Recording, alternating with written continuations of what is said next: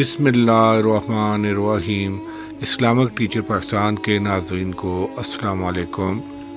ناظرین، آج آپ کی خدمت میں ایک انتہائی مختصر مگر ایک جامع اور بہت ہی مفید ویڈیو پیش کی جا رہی ہے جو آپ کے لیے بہت ہی کارآمد ثابت ہوگی۔ وہ ایسے کہ آپ کے رکے ہوئے کام، جنہیں عام عرف عام میں پینڈنگ کام بھی کہہ سکتے ہیں، ان کاموں کو مکمل ہونے کے لیے آپ کو ایک وظیفہ بتایا جائے گا۔ انشاءاللہ تعالیٰ آپ اس پر عمل کر کے مستفید ہو سکیں گے۔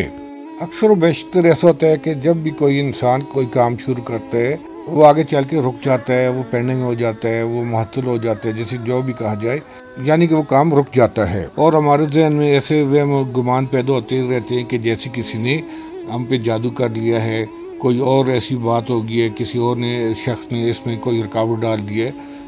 اس طرح کے رکی ہوئی کاموں کو آگے حل ہونے کے لیے، مکمل ہونے کے لیے آپ کی خدمت میں ایک وظیفہ پیش کر رہا ہوں۔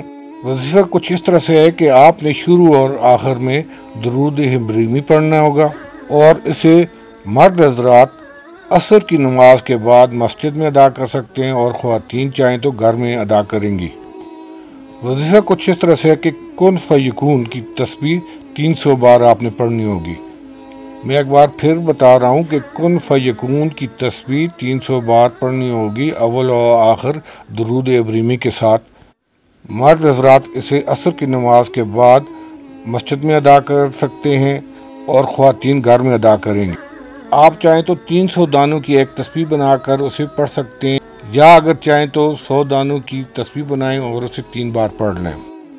اور یہ 300 بار پڑھنے کے بعد آپ اپنے رکے ہوئے کام کے لیے دعا اللہ تعالیٰ سے فرمائیں، انشاءاللہ تعالیٰ وہ آپ کا رکا ہوا کام مکمل ہو جائے گا۔